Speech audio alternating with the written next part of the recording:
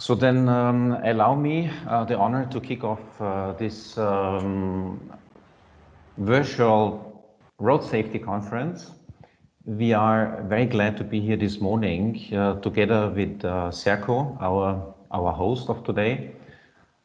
Big thank you goes to Serco and the team of Serco to set everything up today. And as I mentioned, it's the first time that we are looking at this format in a virtual way. We have been running this event jointly with Serco for 4 years. This is the 5th year. And you do see some shots of the last 4 years. Of course, in the last 4 years, we have been very blessed to have had the opportunity to have in-person meetings, in-person conferences with a very interesting lineup of speakers every year. We had great attendance numbers exceeding far more than 100 people for every year. And again, I mean, looking at the unfortunate circumstances that we're facing this year, we are here today in a virtual manner. Now, Serco is one of our very committed CSR partners, corporate social responsibility partners. And you might think it's very easy to do good, to do CSR, to give back to the community in good times. But now we're facing tough times. And Serco is a flag bearer of those companies who still invest into the public, who still want to give back to the society, who still are running CSR initiatives. And we're very grateful to that. We are very grateful to Serco, and we're equally grateful to all the other partners of Road Safety UAE who do support the event today. We will be hearing a little bit later from Nur Takaful, of course also from TomTom, STS, the biggest private school bus operator, and last but not least at all, Dubai Police. A very big thank you goes to all of you, and especially to Dubai Police, to Captain Salem, who has been supporting us at the event for all those years. A very big thank you. Now, you all know Road Safety UAE quite well. I think I want to really hand over now to Laura, that she talks a little bit about housekeeping rules to us, explains the flow of today. And without further ado, I wanted to say a last big thank you to all the participants, also to take time out of their busy days to join us today. Once again to Serco and all the other presenters. And I'm looking forward to a very exciting morning. Thank you very much. Thank you, Thomas. And morning to everybody. Thank you very much for joining us in what Thomas says. I just want to say thank you all very much for joining us in our annual road safety awareness events. It is unfortunate that we can't perhaps get together in person as we have in previous years, but we didn't want to let the year go by without acknowledging road safety. And so we did make the decision to proceed in this virtual world. And so we are going to attempt to deliver something via Teams. So thank you all for your patience. If we do have a few issues, hopefully we will be able to at least make the most of the hour. My job was to walk through how to manage the team. So we were going to ask, if possible, keep your cameras on. It is good to see faces and get some feedback for the presenters. So if you feel comfortable to, it would be great to have your cameras on. But please do try to have the sound muted, just to sort of relieve any background noise to allow the presenters to speak as best they can. If you do have a question for the presenters, and they're always keen to take your questions, it's best to either use the raise your hand function, which is available in Teams, or place your question in the chat function, which will be monitored by me and the team, and we will pick up those questions and present them to the presenters on your behalf. We don't have a huge amount of time because we are virtual this year. We felt that it would be better to sort of keep it as slightly shorter presentations, but allow you to make contact directly with the presenters after that. So if we don't have time to cover everybody's questions, we will be sharing the information and the contact details. Definitely encourage you to reach out and speak to any of the presenters if you want some more information about today's topics. that's the housekeeping. I hope we're still doing okay. We've got lots of people online, and so I'm going to hand over to our CEO at Serco, Phil Malam, to open up this year's event. Thank you. Is there any chance of seeing anybody on the screen? Otherwise, I am literally just talking to a speaker. Good morning, everybody, wherever you are. Thanks for taking the time on this Sunday morning to join us. Welcome to the 5th Road Safety Day. Thanks, Thomas, for the support from Road Safety UAE. Greatly appreciate the work we do together. Thanks to the Dubai Police. Thanks, Captain, for joining us again today. One, in terms of supporting the event, but also I'm looking forward to hearing the insights over the last 12 months and things. But also wanted to take the opportunity on behalf of myself, the company, and I'm sure that the people on this conference to thank the Dubai Police for everything you've done this year. It's been an incredibly difficult year for globally, and I think all of the people who get up in the morning, go to work on frontline services, particularly the police and people in the healthcare sector, I think deserve a huge round of applause and our thanks. So thank you for the work you've done this year, and to all your colleagues as well. Thanks to the partners who've joined us as well. I think it's important we get more and more people involved. Thanks to TomTom, to Noor, Takaful and STS. Appreciate your support working together. For anybody who doesn't know who Serco are, I'm just going to do a 30 seconds so you can count me sales pitch and how good a company we are. Just start counting. But Serco is a services company. Seriously, we're a public services company, and we provide services to well, millions of people, isn't it, globally around the world.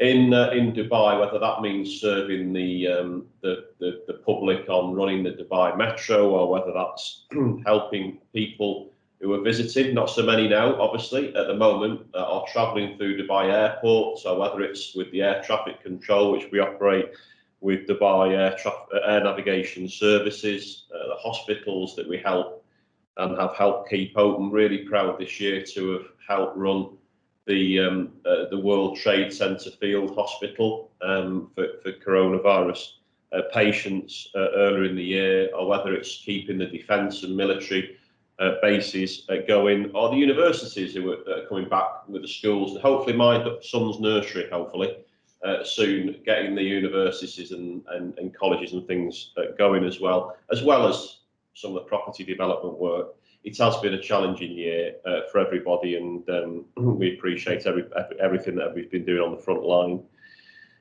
Road safety to Serco is hugely important. I think we've been involved in this from the start, regardless of who's sat and done this presentation. From our perspective at the start, it's important to us as a company. I think certainly the 2020 focus very much around sort of transportation of the staff. A lot of staff going in and out of accommodation into workplaces for us has been a big issue, and I'm sure Laura will touch upon that later. But certainly COVID's been a challenge. I'm sure it's been a challenge for lots of you on this call too. Obviously trying to follow government guidance. We've tried to deliver best practice as best as we could. It's limited staff on the buses, obviously, with regards to the guidance, temperature checks, all of the PPP requirements which are expected, and hand sanitisation, etc., etc.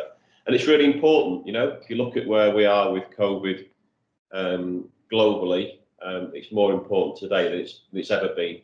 And we know that here in Dubai, and we're doing everything we possibly can to support the government and our fellow citizens to try and get ourselves out of this awful pandemic. Certainly, our response to road safety changes are a lot around lessons learned over the last few years, but we think we want to do more. And the challenge I would set to us all, and I can only set my own business and enforce it within my own business, but the challenge that I'd set us all is what can we do as individuals, and then the companies in which we that we look after to improve, and we're looking to step up in 2021 on the road safety side for Serco. We're going to put an accelerator in place in terms of trying to learn lessons and trying to try and improve. I love the quote around, be the change you wish to see in the world. We can only change what we decide to do as individuals, and we're going to try and put that safety campaign, safety message across our business, and I would hope you would support us in other companies doing that to improve road safety in Dubai. A bit like the Dubai Future Foundation, which I love, the 10x vision.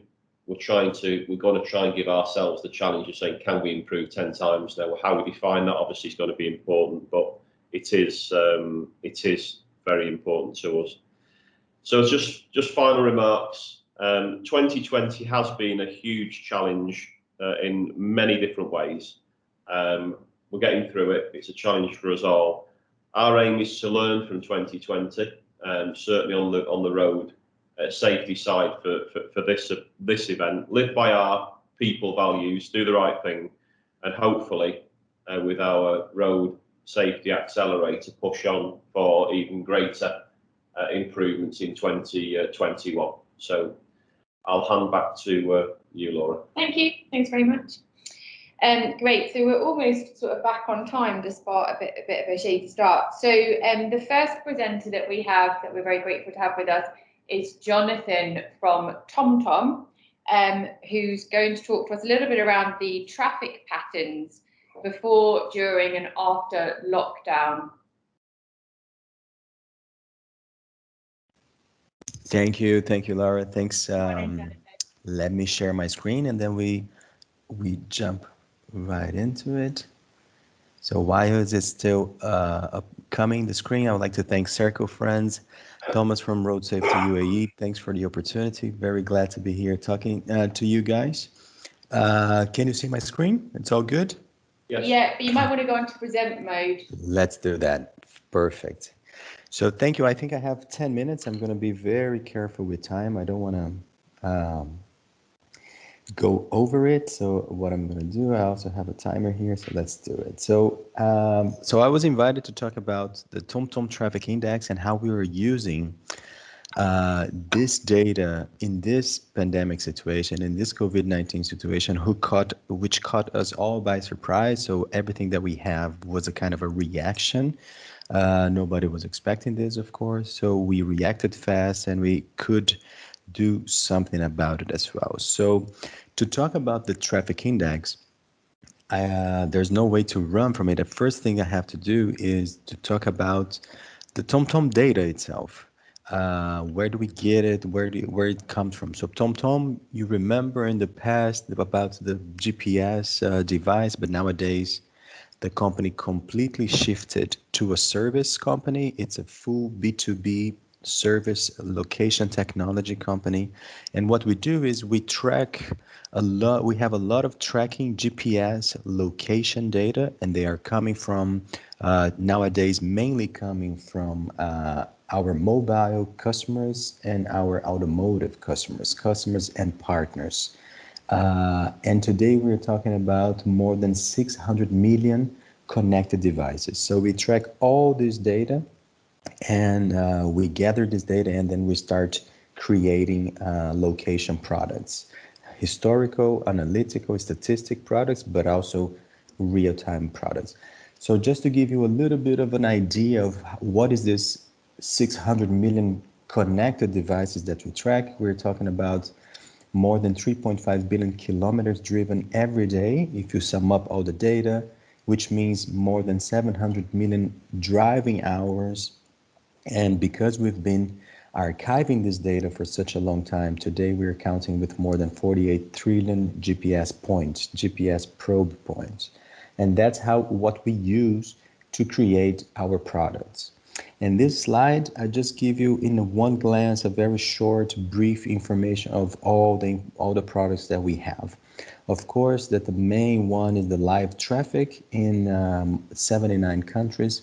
But of course, we're also talking about on-street and off-street parking. We're also talking about traffic, weather-related services, fuel prices, and also nowadays, very important, getting a lot of traction, EV, electric vehicle charging points and availability. So this is all the connected products that come from that data that we were talking in the beginning.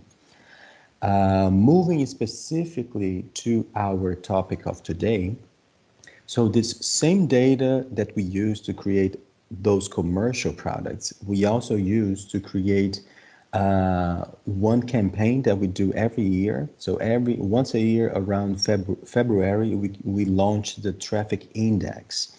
The traffic index, it's really what the name says. So we create a rank of cities from the most congested to the least congested cities. It's a campaign where we show the world like, hey, check out how you're doing, or how your city is doing compared to last year. See if you got better, see if you improved. So this year, every year increases a little bit. We add more and more cities. This year we were talking about 416 cities, and in 57 different countries. And it's a ranking, and it looks a little bit like this. We put it on ranking from the worst congestion city of the year before, because it's an index, so you can compare year after year. And then we make a rank, like, hey, this was the worst one. And then if you scroll down to the 400 cities, you will see what are the best, least congested cities in the world. So it gives you a nice parameter. And every year we do that. And apart from the ranking, we give you, if you can go to the city page, every city has its own page, and you can see some really cool statistics. We make it very, very easy to read. It's not a lot of data, it's not a lot of crunching. It's really something that you can relate to. Every year we do this. So what happened this year was very interesting, because around January, February, we always keep the visits of the website. We track everything. We see how the visitor is behavior, where the visit is clicking. So around March, we could see that the page was having a very, very interesting behavior. We were seeing that the great majority of visits, and then we were talking about Beijing only 34%, Shanghai 20%. So more than half of the visits were coming from China. And then we were like, yeah, but why it's happening like this? And then of course, after they started visiting, the cities also started contacting us for a more detailed conversation. And they told us that they were using the traffic index as an indicator, or to make an analogy, a comparison, research of how efficient the quarantine was, the quarantine in their countries, in their cities. So that's how it triggered for us this use case. So we started from very, very spontaneous. They started using the data to analyze the quarantine, if people were moving or not. So this was the first contact. After that, what happened was the whole world started reaching out to us. And you would see around the media, road safety, UAE as well, with Thomas also had an article about it. Different media, different online and offline, TV, radio, newspapers, they came to us, they started using the data. We made a special free offer for COVID-19 related cases for media purposes to inform the public. And it was, apart from all the problems that we are all experiencing, this gave to us a different use case for the data. So today we have more than 1,500 articles published by media and by different channels.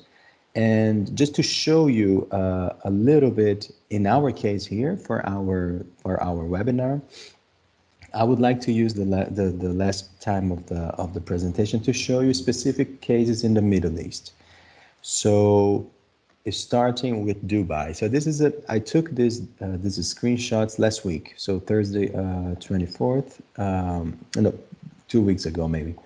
And here you see the local time as well of when this was taken.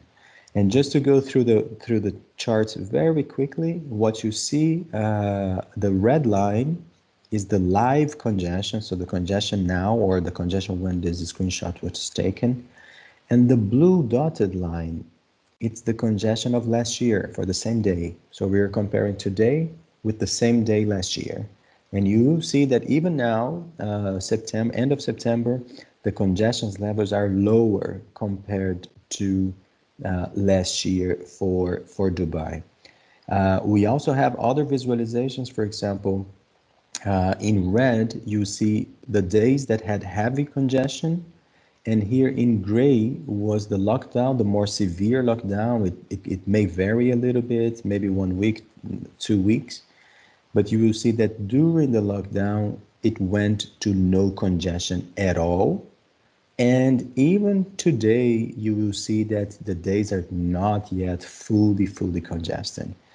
But we have to keep in mind that this is for Dubai, and the topic of this speech of the TomTom talk was before, during, and after. So just for a comparison, let's compare to a city in Europe, and then you will see Dubai compared to Berlin, and you will see that Berlin has very congested days before the quarantine. During the lockdown period, which is the gray weeks, here you see the week numbers, it went down the congestion, but now, if you check now, Berlin's already back to congested levels of last year, already fully recovered. And at the same time, Dubai is still seeing less congestions.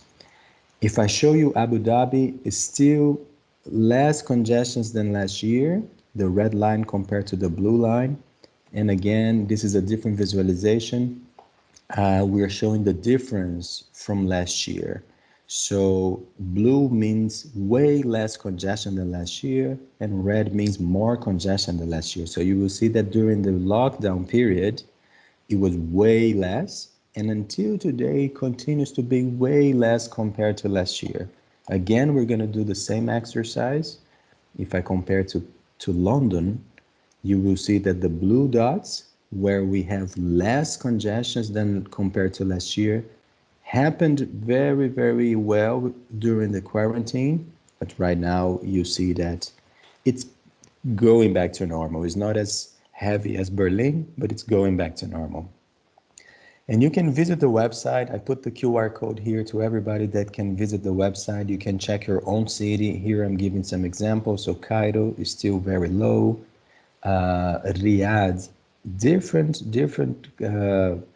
situation on that specific Wednesday 23rd. I don't know why, probably you guys know, but it was way more than last year. So just to give you some examples, that the conclusion is it really depends on the city. Dubai and Abu Dhabi, for example, see less congestions until today, while Berlin and Paris and London, it's coming back. So it really depends. I invite you guys to go to the traffic index. It's here in the QR code. And I also would like to visit, to invite you to see some of our customers and partners that use the data. This is the Deloitte. They created a COVID-19 dashboard. You can also use the QR code here. And to finalize, I think this is my last slide, Laura. I would like you to also invite you to check our analytics platform, our analytics dashboard. It's called TomTom Move. There you can create your own analysis. Traffic Index is a website that it's ready to be used, ready to be read and used. TomTom Move, you create yourself. You define the area, you define the time, and you curate yourself, and it's free for evaluation. So if you go to this website, move.tomtom.com/register, or simply use the QR code, you can start using the TomTom Analytics Statistics Dashboard, TomTom Move, right away. With that, I finish. We can always get in touch to me and we go deeper in the discussion. And but that's what I would like to talk. Thank you very much. Thank you, Jonathan. Thank you. And really appreciate the timing because it was absolutely perfect. We just had the one question raised in the chat there, which was somebody that was asking around sort of a bit more information around our local cities, which obviously you covered later in the presentation. So thank you for picking that up. No one else has posted anything yet, but you know, we do encourage you to do so. If you think about a question later that you'd like to pose to Jonathan, still put it in the chat and we'll make sure that that is all passed to Jonathan. And we will also circulate his materials with those really useful QR codes to allow people to think about that a little bit more. Really interesting presentation. Thank you. Thank you. Next. Have you got time for a question? Question. I thought it was really good, Jonathan. Thank you. Really interested. I mean, there's a couple of things. Whether you're sort of sharing this data or whether you're working with sort of RTA, as an example in the UAE, it would be an interesting one for me. You probably talk about separately, but it's an interesting one when you mentioned Berlin. So you say that the congestion's back up to where it was pre the beginning of the pandemic. Which sort of suggests people are going back to work, and which I didn't realise there was no similar sort of working from home type of. Or would the congestion be caused by, I don't know, less people being able to share cars, or what do you think the reason for that is? At least here in Europe, and I see this in Amsterdam, my base town, is that as the numbers went down, we went through the peak. A lot of cities are starting to flexibilize a lot. The rules became much more flexible. Also, the summer started, and I think in everywhere in the world was that discussion between lockdown versus economy. We need to keep up with the economy. The summer came, the numbers were going down, so it was really, really flexible because it was kind of let's use the summer moment to sell more, to do our business, hotel, bars, cafes. So everybody went out to the streets. TomTom office also was flexible. You could reserve a table the day before. So I was going like 2-3 days a week as well. And now the numbers went up really, really high. The second phase is really here. More cases than back then in April. And now we locked down again.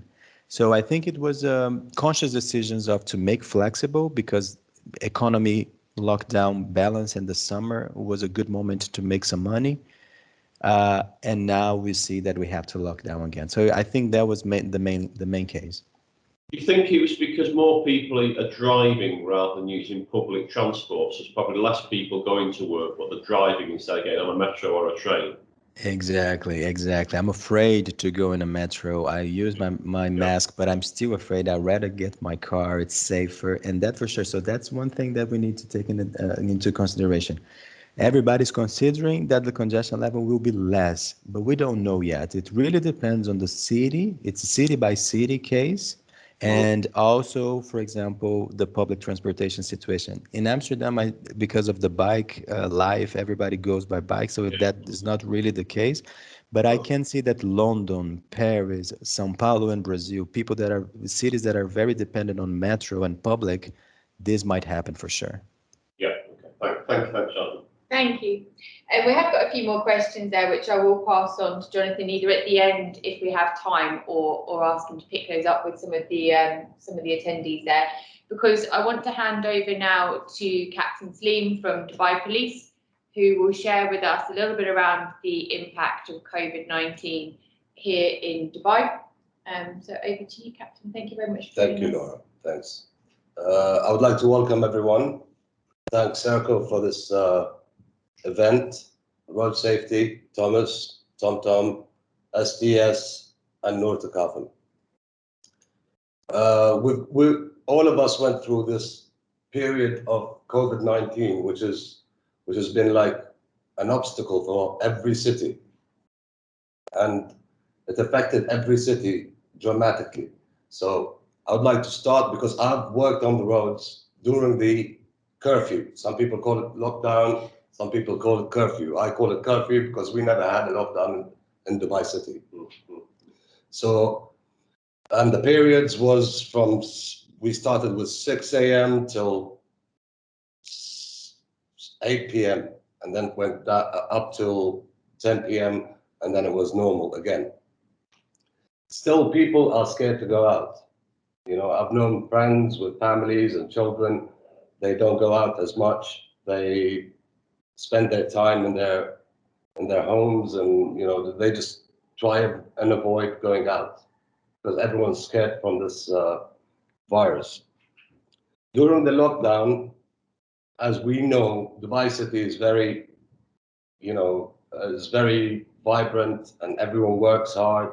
And we have, like, most of the people who work in Dubai, let's say 80% of them, for example, I'm just giving a rough number, are foreigners who come from different countries around the world. So most of them are single. So during the curfew, the traffic went down. Private cars, all kinds of vehicles, the traffic went down. But the problem that we faced was deliveries, because everyone was single. And even if I stayed at home during the curfew, let's say, for example, I'll cook the first day, the second day, and then I'll get bored of my own cooking. So I'll order out. So that's why we had a problem with that. The number of vehicle accidents during the curfew almost went to zero. But the problem was with delivery guys, and I know it's their business, it's the way of making money, but always, like I've always said, and Thomas knows that, when money comes into the equation, safety is put aside. But now we've seen accidents. It's only 12 fatalities, but still, that's a big number during the curfew. 12 people died because they were speeding or they were breaking the law, and even the roads were like empty. During the curfew, I was working on the roads. I saw Dubai and I felt sorry for myself. I felt sorry for my city. It was completely empty. So there is no excuse for them having an accident, because the roads were just out there for them, the delivery guys, during the curfew. So it's sad to know that 12 people passed during that time, because the roads were empty and there's no obstacles in front of them. But the problem was maintaining, the time for them to deliver. And they had to deliver, and the orders, I'm sure that the orders came in like 24/7. And the pressure on the companies, the delivery companies, was so huge, they couldn't handle them. So they were pushing their drivers to make more deliveries. Doing that, it caused the 12 fatalities. And there's another issue I would like to talk about regarding the delivery guys, is the package or the box, the delivery box on the back of the vehicle. Some of them are huge. They can't even look. They can't see even traffic coming from behind them using the side mirrors. And some of them, that I can handle. But the other issue is they have a package which is like a backpack and strapped on their shoulders, and they ride with that. And if the weight within that box that is strapped on their shoulders moves or shifts, then they lose control of the bike. I ride bikes myself. I know how it works. Because if you shift and there's the weight, and then if it shifts to the left, then they'll lean to the left, and that will cause an accident. And most of the accidents during the curfew were involved with sliding. Vehicle or the motorcycle goes sideways and then slides and hits, let's say, a wall or a barrier, and that's how most of the deaths occurred. I would like to see you guys again, Thomas, everyone, in person, but during the COVID time, we had to go virtual. And if you've got any questions for me, I'm more than happy to answer them. And thank you very much. Thanks, Laura. Thank you, Captain Salim. Thank you. Thank you very much. Thank you. It's really interesting. And yeah, sorry to the loss of those drivers. Tragic. Yeah, it is. It is very tragic, because they had no excuse, to have an accident. The roads were empty. But it's maintaining the vehicles and pushing the drivers to their limits could cause that, yeah. And the load as well, that overloading, Yes. even they've got like large The loads deliveries. and the yeah. backpack thing is, and as soon as shifts, you know, the vehicle, they lose control of the vehicle. Is there a weight limit for the bike? I mean, do they have to be trained specifically different than just a normal motorcycle? Now, License. RTA combined with Dubai Police, Right. they've got a new project, which is if you own a motorcycle, Yeah. a private motorcycle, Yeah. you get a normal license. Right. But if you're a delivery motorcycle employee, there's a special license. Right. So they're working on that and they're making studies, and as soon as it gets approved, then we'll see the numbers It's the going weight down. thing, surely it's the weight you need to answer. It is. If the weight is, if Yeah. the vehicle has overweight, Yeah. even with big trucks, it's the same thing. And you have to distribute the weight properly. Otherwise, if it moves, shifts from one side to another, it'll cause an accident. Yeah, Ahmed had actually posted a question here, which was that delivery bikes are becoming traffic accident hazards, and was there any action from Dubai Police? But I think you've just answered that you're looking at the way in which you license those types Yes. of individuals, where we know that they're, because of the nature of their job, they're on the roads Yeah. for long hours. Yes, and it's not yet approved, but there's a big study involving Dubai Police and RTA, and hopefully we'll reach that point where Yeah. they have their own license as delivery drivers. Yeah. James has made a comment there as well, just around the speed that some of those delivery drivers travel at as well. That, you know, obviously speed has got to be an issue in there. Speed, we can't monitor everyone, but there is speed cameras, and Of course. they should know better Same because as everyone. they're more vulnerable than people in vehicles like a car or a bus. If you're on a bike, you have to be cautious all the time. Yeah, of course. Look left and right, you know, and drive safe. Okay, hi, this is Thomas. Just a quick comment also from my side from Road Safety UAE. So basically, Captain Salem touched on this task force. We have been in this task force with RTA for many months now. And so have been some of our CSR partners, like for example, Mixed Telematics, they are also in this task force, because there is a strong belief around the table that technology can also play a vital role in addressing the behavior of motorcycle riders, in addition to the licensing. Of course, it goes without saying, if you want to drive a bus, if you want to drive one of Steve's school buses, if you want to drive a truck, you have to have a special license as a commercial driver. And we are pushing for the same also for motorcycle delivery riders, because they are commercial riders, commercial drivers, so to say. So insofar, this must be reflected not only in the proper driving license, but also maybe the relicensing. Maybe you have to reapply based on your driving, and it's about looking at it more from a commercial angle. In addition to that, as I mentioned, the element of technology can play a very, very important role. And last but not least, it's about, you know, this teaming up in task forces, so sitting around the table, having everybody around the table, and everybody is invited to raise his or her voice. Coincidentally, today in Gulf News, there is an article that we worked on with Gulf News, especially about this topic. I will just paste the URL from our friends of Gulf News in the chat box right now.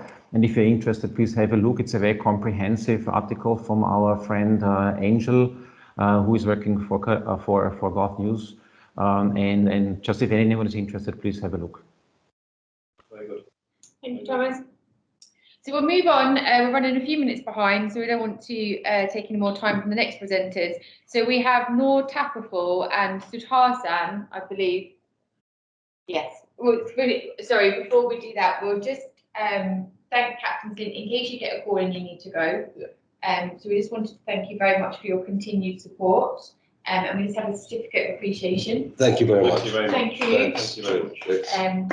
Thank you. Yes, Sudharsan, thank you. You're there. We've got your presentation. Maybe just go into presentation mode if you can, and then I think we're good to go. Is it coming to the presentation mode? Just 1 second. Okay. Hope everybody can see this. Perfect. Thank you. Yeah, good morning, everybody. My name is Sudarshan Narasimhan. I'm the Chief Underwriting Officer of Noor Takaful. Noor Takaful is, and we trade under an ethical insurance tagline, means and on the Islamic principles, we need to give back to the policyholders, and we strive to do that. And today, wanted to talk about what kind of CSR initiatives that we did, and we are also doing during the tough times posed by COVID-19. What did we do?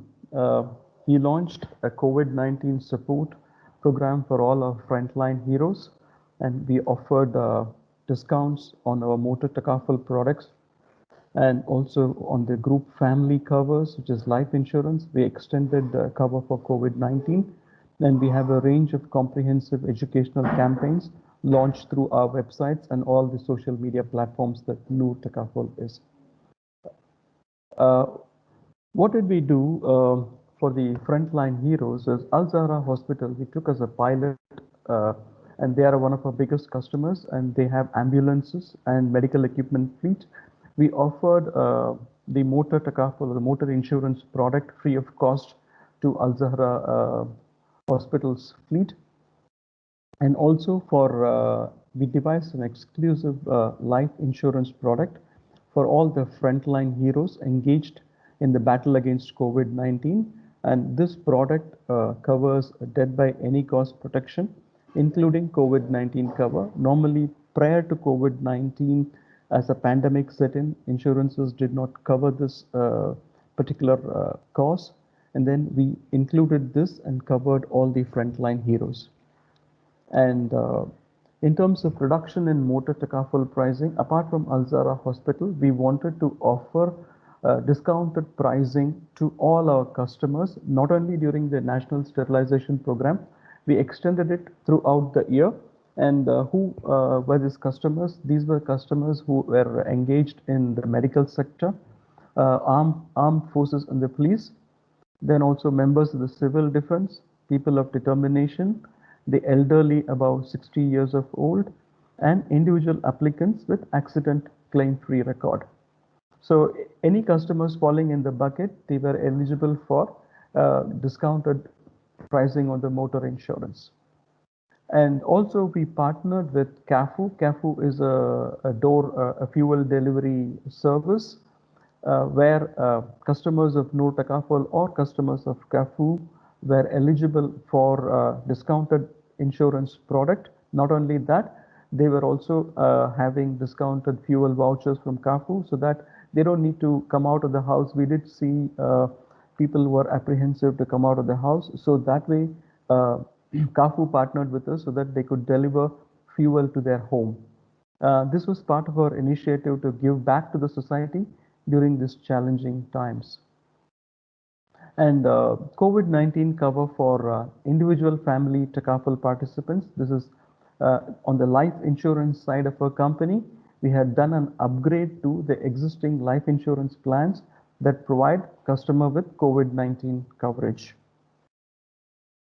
Then on the medical insurance side, because when customers were very reluctant or very apprehensive to come out of their house, we offered telehealth service in collaboration with our third-party providers.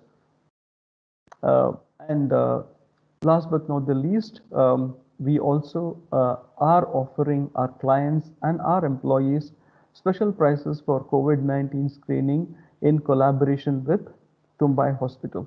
This way we felt that we could give back from an insurance perspective the maximum to the society.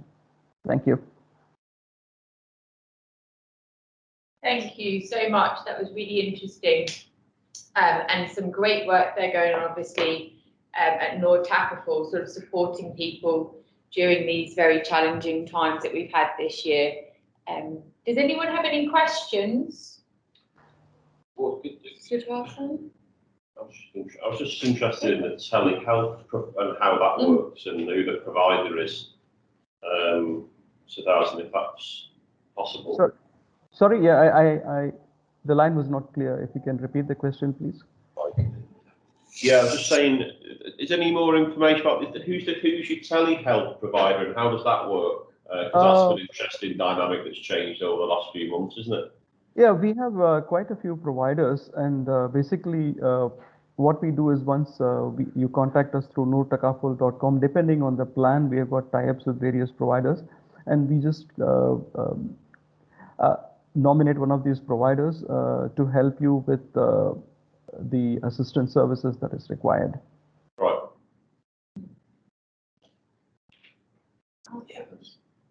Great. So on to Steve. Steve, despite what we thought, you still have a full 9 minutes, which is actually better than we imagined you may get at the end. And I know that you can definitely talk for 9 minutes. So we're looking forward to hearing from STS. Thank you, Steve.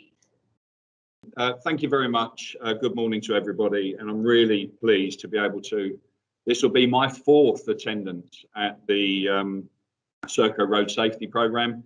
And I'm very privileged as a company that we are part of the Road Safety UAE family. I'm not going to spend too much time. I really want to get to the safety elements around the investment that we've made, particularly around IVMS. But I just wanted to give a slight overview with regards to STS. We're always referred to as School Transport Services, but I'm sure many of you know we have other business interests, Securitech, where we provide infrared cameras, CCTV, time and attendance, etc. systems. That helps us to support the fleet of vehicles that we currently have, that not only support the private school sector, but also the corporate sector as well. And that's been quite a busy period for us over the last 6 months, particularly with the social distancing. There's just some key metrics there around the fleet size, number of schools, number of students. Obviously, that number today is slightly different. Well, it's very different. We're usually carrying between 80 to 85,000 students a day, but because of the distant learning, at the moment, where we are in the first week of October, we're only carrying around 12% of that number, but we still require around 50% of our assets, so our vehicles and drivers, to ensure that we can get students to school in a safe and timely manner. So there's a significant amount of investment still required. And even though we are a private operating company, I think it's important that we understand that this is a business that's very, very easy to turn off. It's incredibly difficult to turn back on again. So we need to maintain that state of readiness as we move through the next few weeks. And certainly as confidence comes back into the education market, and parents then decide that actually physical attendance at school is going to be better for them for all of the interaction requirements that they need. You know, so very swiftly after lockdown, you know, our business faced a pretty extraordinary dive. The word unprecedented has been used very frequently, but I don't think there's another way to describe the challenges that COVID-19 has presented. School bus transport is critical to the health and well-being of citizens in the UAE. Not only is it a requirement by many parents, but it's the only way to safely have access to school for children. But it's also a fundamental part of the UAE's 2030 vision on sustainability, decarbonisation, road traffic accident and congestion reduction.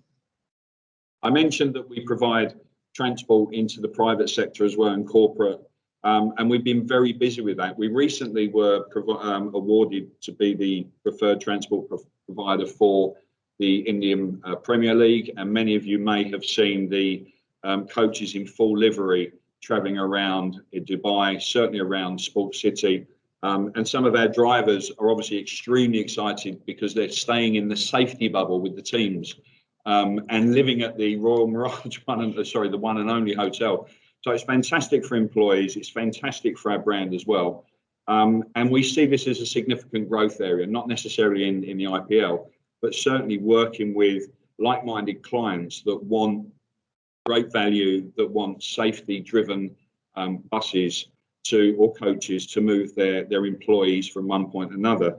Now, the impact of social distancing has had an impact on all companies. I'm sure Serco and many other companies have had the same, where they're moving their employees around. Certainly with the 50% social distancing. But the key phrase that I'd like to use here is social distancing without social exclusion. So from our point of view, our challenge at the moment is not only surviving the financial or potential financial fallout from the pandemic, but also repositioning public transport, and in particular school transportation, as an essential part of the safe and green recovery from COVID-19. As we know, mass passenger transport is vital to the UAE. The network of services support those who would otherwise be disadvantaged. They don't own cars, or the network for them of using cycles just isn't right, or they wouldn't even consider a car as a suitable form of transport. So with the capacity restrictions that are currently in place, and I'm sure that affects the metro, the public bus network, it certainly does taxis, and private businesses that rely on moving their employees around safely, it's going to have an impact for some time. So not every person can be catered for at the moment, and this mainly impacts those who can't afford other modes. And I think, after all, the vast majority of us are here to earn a living, and this is compounded at the moment by the lack of availability. So just moving into our programme over the last 6 months, certainly around school transportation, we're quite fortunate in that we already have a lot of good IVMS, smart bus systems in place. And one of those would be the RFID cards that we use. We use them in the corporate sector as well. That has actually proven to be extremely useful, particularly around track and trace. So we know who boarded a vehicle, what time they boarded a vehicle, who they were with, and then combined with our CCTV systems as well, we're able to be very robust in then tracking and tracing anybody that may have been impacted by somebody that could have caught COVID. We've worked very, very strongly with the authorities, and an example there, within the last 6 months, there was a protocol requirement for NCITs, which are non-contact infrared thermometers, to be used on our buses to check every student prior to them boarding. We did a proof of concept of a range of equipment from 65 dirhams, these very easy handheld NCITs that you see in most bars or restaurants, right the way through to very, very intelligent systems. And we found that the ambient temperature outside of a vehicle affects the reading. So therefore, you weren't getting an accurate reading of the student's body temperature before boarding. So we wrote to KHDA, we wrote to ADEC and SPEAR and advised them of this. And then consequently, the protocol was changed in that the temperature checking could be done on board the vehicle before the student sits down. So aside from all of the WellCare programs that we've had in place for employees, there's been a lot of anxiety out there. It's been very emotional for many, certainly with the uncertainty as to, will I have a job going forward? We knew at some point that schools would come back online, which is the position we're in today.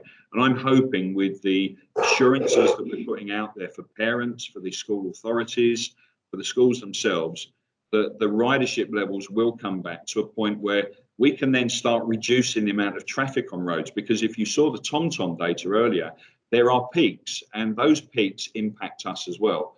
Schools are not designed to have the number of cars attending them without using school transportation. The infrastructure isn't right, and the more, and the RTA and certainly the DOT in Abu Dhabi, the more students that we can get into school buses, at the point where they start using doing physical attendance, is of a benefit to the cities because it does reduce congestion. This is some of the media work that we did for parents. We got off the blocks very quickly. We went in the press, we were on the news, on the radio, talking about all of the precautionary measures that we had put in place as a business, and other operators have as well. So that's all around making sure that the vehicle becomes a safety bridge between school and home. And if you think about it, you've got a vehicle that's got the same employees with the same students going from home to school and back. The bus doesn't do anything else during the day. It's not picking up other people. The vehicle is sanitized after every trip. We take temperature readings of our employees. They've all had PCR tests as well and regularly continue to do so. We have our IVMS systems on the vehicle that protect not only the bus users, but also the driver and the environment around them and the citizens. And we can then provide track and tracing should there be an incident on a positive COVID test. I mentioned around some of our investment. So even the difficult period that we've had over the last 6 months, we don't stand still in continuing to look at what is out there in the market that can protect our assets, our drivers, our passengers, both from the private sector and also schools, but more importantly, other road users as well. So combined with, there are 2 areas that we've invested in. One has now been 100% completed, which is our driver facial recognition system.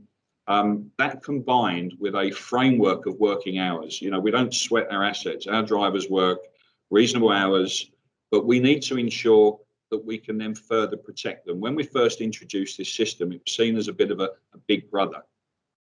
But with good communication to our employees, it's actually there to exonerate them at times. So our facial recognition system monitors the driver's face throughout the journey. It's recorded on the DVRs that we have on the vehicle, and it's held for 90 days.